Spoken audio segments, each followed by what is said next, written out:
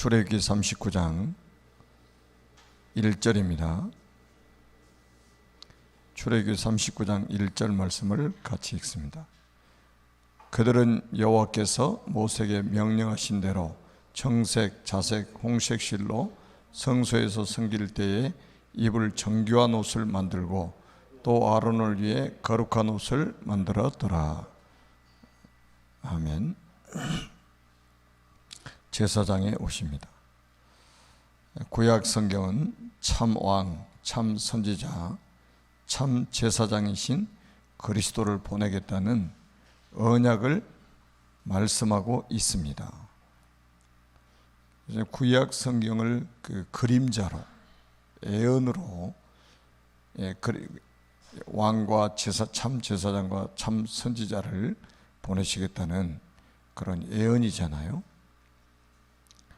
근데 이제 참 안타깝게 한국 교회나 전 세계 교회가 구약 성경 가지고 설교를 하면서 이 그리스도의 비밀을 말하지 않고 있다는 거예요. 그러니까 교회가 결국은 문을 닫을 수밖에 없는 이런 상황까지 지금 이르게 된 거죠. 그리스도를 말하지 않는데 어떻게 이 세상 문제를 해결할 수 있냐 이 말이에요. 우리도 마찬가지예요. 그 창세기부터 쭉 이제 우리가 그리스도 말하지 않으면 심각한 문제가 온단 말이에요. 우리 이제 한국 교회도 보면은 어떤 데는 안건, 그리스도의 안건만 강조하는 그런 교단이 있어요. 그런 또 좀 운동을 하는 사람이 있어요. 어떤 데는 또 막 예수님의 제사장권만 막 제사함 막 해가지고 있잖아요. 그런 지금 단체도 있잖아요. 한 가지만 계속 강조를 하는 거예요. 구약의 그리스도의 삼중직의 그 축복을 동시에 누렸던 아주 대표적인 인물이 있는데 그 사람은 사무엘이잖아요. 사무엘은 다스리기도 하고 제사도 지내고 이 말씀도 전하고 이 세 가지를 동시에 했던 인물 아닙니까? 그러니까 우리가 이제 이게 지금 굉장히 우리가 그러니까 제가 창세기 강의를 계속하는 이유도 그거예요. 여호수아도 우리 교회에서 지금 주일날도 2번인가 했었잖아요. 그러니까 계속 그리스도 이야기지 다른 이야기가 아닌 거예요. 그중 참 제사장 언약 속에 재앙을 막는 비밀이 담겨 있습니다. 제사장은 재앙을 막을 성전을 24시간 지키는 사람입니다. 성전의 등불을 24시간 밝힐 제사장과 그 성전의 비밀을 통해 회복해야 할 것은 무엇일까요? 자, 첫째 또 설명이 나오니까요. 제사장의 신분은 재앙 막는 제사라는 사람을 말합니다. 아까도 말씀을 드렸던 것처럼 이미 우리에게는 그리스도의 삼중직의 축복이 와 있잖아요. 그래서 흑암 세력을 우리가 결박도 하고 또 정말로 기도의 불을 끄지 않는 이 단을 쌓고 말이죠. 아침 저녁으로. 그러니까 옛날에는 그런 이 저기들이 많았어요. 교인들이 출근하기 전에 교회를 들려서 기도하고 가고 퇴근하고 교회를 들려서 기도하고 집에 가고 이런 사람들이 의외로 많았습니다. 그러니까 이제 그때는 이제 좀 뭐 24시 뭐 이런 기도 이런 걸 잘 모르기 때문에 딱 그 성전의 개념이라는 요것만 가지고 있기 때문에 그런 것도 있지만 그것만 가지고도 굉장히 많은 사람들이 응답을 받았어요. 아침 저녁으로 출근하기 전에 교회 들려서 기도하고 퇴근하고 교회 들려서 기도하고 또 집에 가고 그것만 했는데도 응답받은 사람들이 많다니까요. 그리고 웬만한 막 이게 좀 기도하는 사람들은 밤에 와서 막 밤에 막 밤새 막 철야기도 하고 말이에요. 그런 게 있었어요. 근데 가면 갈수록 이제 그런 것들이 시들어져 버리잖아요. 성전에서 이 불을 밝히는 사람들이 갈수록 줄어드는 거죠. 그러니까 대형 교회들 큰 교회를 지어놓고 주일날, 수요일날, 금요일날 이렇게 모여서 예배드리는 거 외에는 새벽기도 조그만한 그 기도실 하나 갖다가 그렇게 이제 막 하기도 하고 그러잖아요. 진짜 우리가 이 제사장의 신분이 재앙 막는 제사를 하는 사람입니다. 재앙을 막을 제사를 드리기 위하여 성전이 반드시 필요합니다. 그래서 하나님은 우리에게 생명을 걸고 복음을 증거할 성전을 말씀하십니다. 그러니까 우리가 이제 절간 짓고 술집 들어서고 이런 거는 세상 사람들이 반대하는 거 보셨습니까? 교회 짓는 거는 엄청 반대합니다. 이 동네도 그래요. 이 동네도 원래 여기다가 교회를 지으려고 했던 게 아니고 여기 김갑성 권사님 마당 밑에 그 하우스 하나 있잖아요. 조그마한 거기다가 지으려고 했던 거예요. 포크레인으로 이 바닥 작업까지 딱 해놨단 말이에요. 근데 이 동네 사람들이 완전히 들고 막 일어선 거예요. 그래가지고 거기 중단시켰잖아요. 그것도 하나님의 은혜지. 가만히 지나가놓고 보면 남의 집 담 옆에다가 집 지어놓으면 교회 지어놓으면 어떻게 되겠어요? 맨날 시비거릴 거예요. 찬송하는 거 듣기 싫다고. 그래서 일이 올라오게 된 거 아니에요, 일이. 저기 밑에 조금, 그것도 아니, 저 산 속에다 제가 돗자리 펴놓고 주일날 내려와서 이제 예배를 드리는데, 동네 애들 이제 불러다가 이렇게 이제 예배 드리고 도시락 나눠 먹고, 그러고 이제 오후에 올라가고 그랬단 말이에요. 소나무 숲속에다가. 지금 다 베버리잖아요, 저쪽이. 그런데 그것도 교회 같다고 애들 두드러기 패네. 무슨 형태가 건물이 있는 것도 아니고 산속에다 돗자리 이렇게 가지고 내려와서 이제 펴놓고 거기서 이제 예배를 드리고 그렇게 올라가는데, 그것도 교회라고 막 애들 교회 같다고 두들겨 팬다니까. 그리고 저 동네는 진짜 예수 믿는 사람한테는 새빵도 안 준다. 그래서 제가 이 동네로 오게 된 거잖아요. 참, 그러니까 하나님이 예배된 집이 있었던 거죠. 예배된 사람이 있었단 말이에요, 이 동네에. 그러니까 하나님이 저를 보내신 거예요. 그러니까 이게 참 우연히 이게 뭔가 되어진 것 같아요. 우연히 되는 거는 아무것도 없어요. 하나님이 아주 세밀하게 다 역사하신 거죠. 그러니까 이 성전 들어서면 예수 믿는 사람들은 꼭 교회를 저렇게 돈 많이 들여서 지어야 되나? 이렇게 말합니다. 절간 들어서면 아무 말도 안 해요. 그러니까 지가 하기 싫다는 거지. 지가 하기 싫다는 거지. 자기는 그거 안 하겠다는 거지. 그러니까 동요를 일으켜가지고 자기가 동조할 사람을 찾는 거지. 방해하려고. 성전 재건할 때, 바벨론에서 올라온 성전 재건할 때 그 성전 재건을 방해했던 사람들이 이름도 기록되어 있잖아요. 도비아 같은 사람들. 팍 사람들 들쑤셔가지고 성전 재건하는 것도 방해를 하는 거예요. 참, 그런 사람 이름까지 기록되어 있다니까. 안타까운 일이죠. 왜 우리가 이 교회가 필요하냐 말이죠. 왜 성전이 필요하냐. 문화전쟁이잖아요. 문화전쟁. 하나님은 우리에게 생명을 걸고 복음을 증거할 성전을 말씀하십니다. 생명을 걸고 복음 증거할 성전을 말씀하십니다. 이게 우리가 대충 해서 될 일이 아니란 말이죠. 생명 걸고 해야 될 일이지. 자, 두 번째입니다. 제사장의 옷과 절대 사역입니다.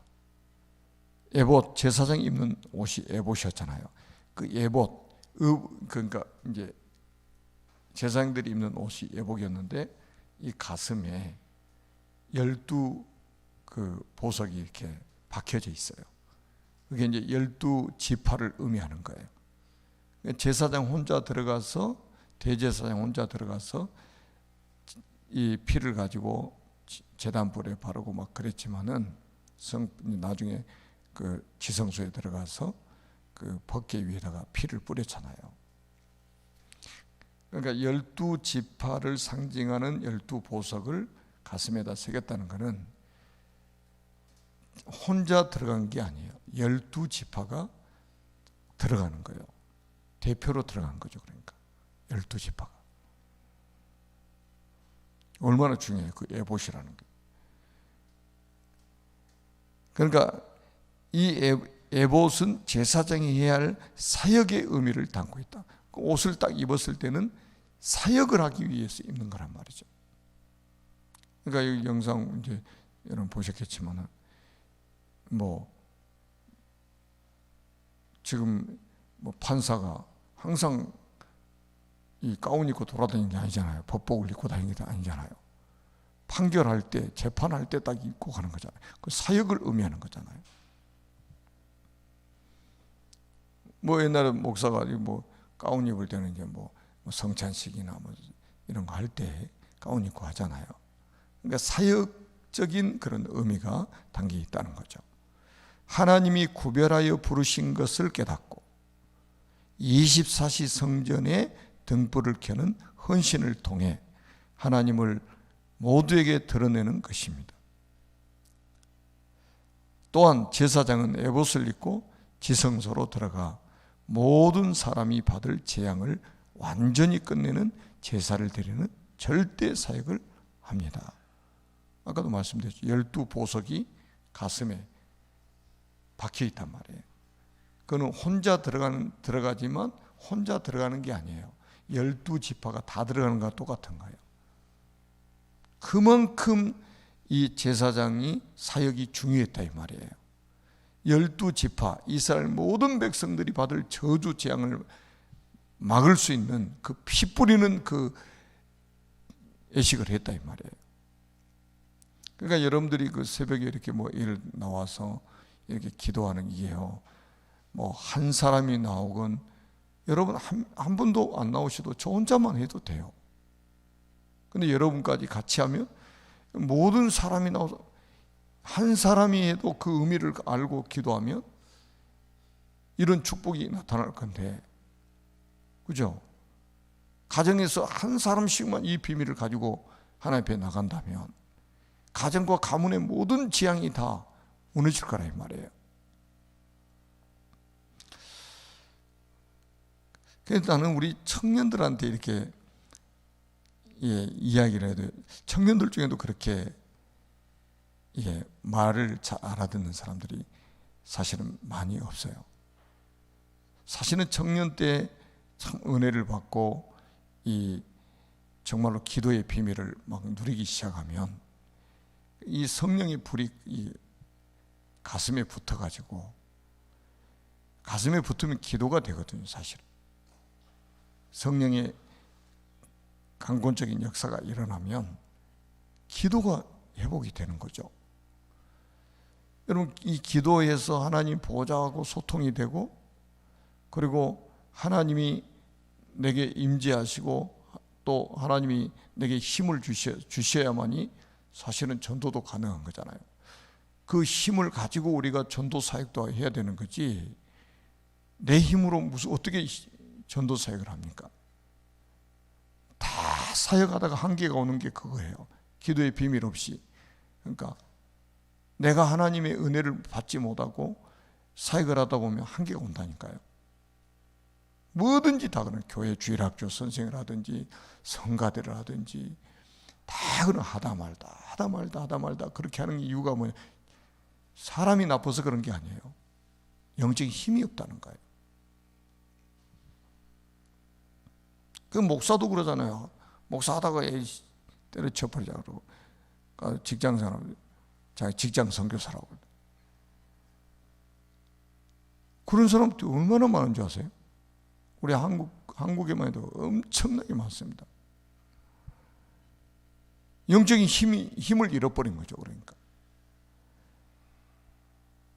모든 성도들이 마찬가지. 지금 만인 제사장이잖아요. 만인 제사장. 모든 사람, 예수 믿는 모든 사람이 다 제사장이란 말이에요.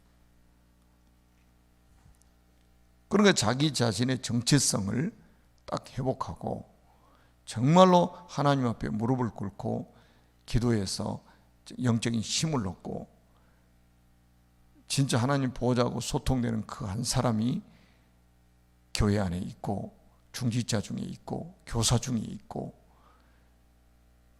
또 가정에 한 사람이 있다면 사실은 모든 재앙 다 하나님 막아버리십니다. 자, 제사장의 축복과 그 사역의 축복, 그리고 절대 언약의 축복을 나도 누릴 수 있습니다.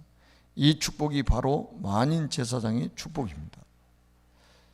그러니까 이제 원래는 성경에 만인 제사장이 있는데, 만인 제사장이 성경에 나온 거잖아요. 그런데 중세시대 이걸 놓쳐버렸단 말이에요. 초대교회에 있다가 중세시대 캐톨릭이 사제 중심으로 가면서 이걸 놓쳐버린 거예요.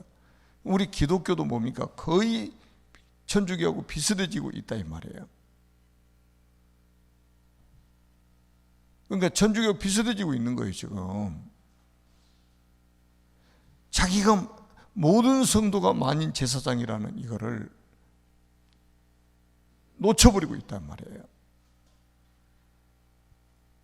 그러니까 이제 보통 그러잖아요. 우리가 흔히 목사님 기도해 주세요. 그런데 자기가 기도에 응답을 되는데, 물론 이제 중보기도 요청을 하는 거지만 일반적으로 이제 딱 생각하면 자기는 제사장이 아니고, 그러니까 우리 제사장이라는 표현은 잘 안 쓰잖아요. 목사가 제사장이고 자기는 그냥 제사장이 아닌 거예요. 그러니까 꼭 캐톨릭 같이 신부한테 가서 고해성사하는 것처럼 그런 식의 이 저기를 가지고 있다니까요. 말은 그렇게 안 하지만 예수 그리스도 이름으로 누구든지 기도하면 응답을 받는다는 거.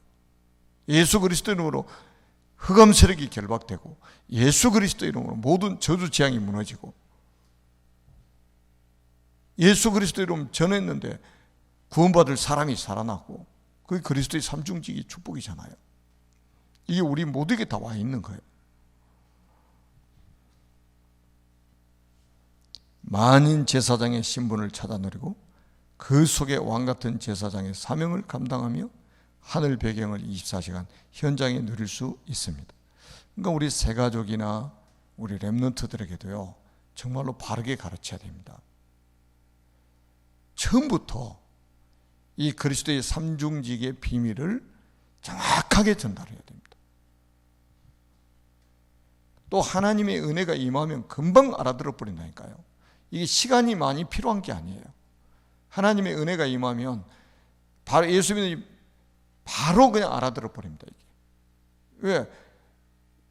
모든 성경은 하나님의 감동으로 기록된다고 성경이 말씀하고 있잖아요. 그래서 성령의 역사가 일어나면 금방 알아듣습니다. 그러니까 50년을 교회 다녔을지라도 성령이 감동 안 주시면요, 성경 깨달을 수가 없어요.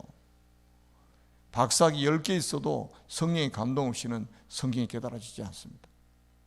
그러나 예수 믿은 지 1초가 된 사람이라도 성령이 감동 주시면요, 말씀이 깨달아져 버리는 거예요. 그러니까 처음부터 렘넌트 때, 새가족 때 처음부터 이 비밀을 정확하게 전달해 버려야 된단 말이죠. 그래야 홀로 서기가 되는 거예요.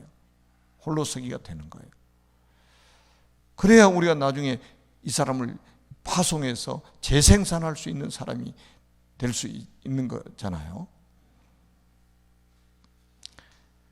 자, 언약 기도입니다. 만인 제사장의 신분과 받을 응답대로 현장에서 하나님을 체험하고 현장을 살리는 응답을 주옵소서. 예수 그리스도의 이름으로 기도합니다. 아멘. 교회 기도 제목 가지고 기도합니다. 교회 기도 제목입니다. 시작. 237 이민자 지원센터 플랫폼, 237 이민자 지원센터를 237 나라를 살릴 플랫폼으로 주신 하나님께 감사를 드립니다. 237 이민자 지원센터를 통해 237 나라를 살릴 절대 제자들이 일어나게 하시고 237 미래를 살릴 렘넌트들이 TC계들 속에 일어나게 하옵소서. 237 이민자 지원센터를 후원하고 있는 이사분들과 전도자들의 경제를 축복하옵소서. 237 서밋스쿨 플랫폼, 사탄이 교육을 통해 12가지 문제, 나 중심, 물질 중심, 성공 중심, 무속 점술 우상, 마귀 자녀 우상 숭배, 정신 문제, 육신 문제, 내세 문제, 후대 문제를 각인 뿌리 체질화시켜 무신론자로 만들어 하나님을 대적하게 만들고 있는 이때에 그리스도로 각인시키고 하나님의 나라로 뿌리를 내리고 성령 충만으로 체질을 바꿔서 237 나라를 살릴 복음 인재를 키우시려고 237 서밋스쿨을 세워주심을 진심으로 감사를 드립니다. 237 서밋스쿨 안에 가장 먼저 유치부 렘넌트들을 모아 영적 서밋으로 훈련받게 하심을 감사드립니다. 237 서밋스쿨 안에 초등부, 중등부, 고등부까지 서밋 훈련을 받을 수 있는 플랫폼으로 축복하옵소서.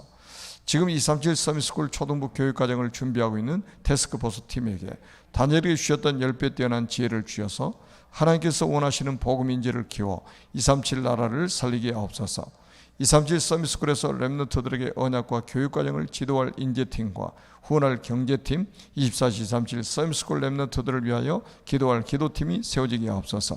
RG 성전 플랫폼, 단순한 성전 건축이 아니라 RG 성전 건축을 언약으로 주신 것을 감사드립니다. 다시 성전 건축을 하고자 마음을 먹고 준비했던 것이 특별한 일이 아닌 지극히 당연한 일이었던 것처럼 우리도 RG 성전 건축을 통하여 237 지운동과 237 서밋운동을 할 수 있는 최고의 플랫폼이 될 수 있도록 역사하옵소서. 전 세계 우상신전을 세워 사람들을 멸망의 길로 이끌어가고 있는 사탄의 강력한 진을 무너뜨리고 세상을 살려낼 수 있는 하나님의 RG 성전이 건축되게 하옵소서. 렘넌트들 영성과 지성을 겸비하고 믿음과 실력을 갖추고 하나님을 알고 세상을 아는 영적 서밋, 기능 서밋, 문화 서밋으로 세워서 세계 복음할 수 있는 플랫폼이 되게 하옵소서. 전 성도가 벽돌 한 장, 한 평, 한 방, 한 기념관의 기쁨으로 동참하여 후대들을 위하여 기념비를 남기게 하옵소서.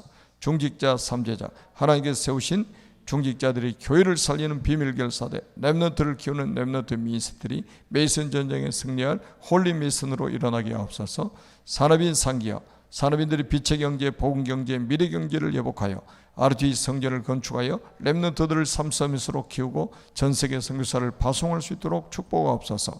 한우와 세가족, 절대 불가능한 문제까지도 하나님 보좌 앞으로 가져갈 수 있는 영적 서밋 타임을 회복하여 절대 가능케 하시는 하나님의 역사로 가정과 가문의 정인으로 서게 하시고 언약의 여정, 전도의 여정을 살아가게 하옵소서.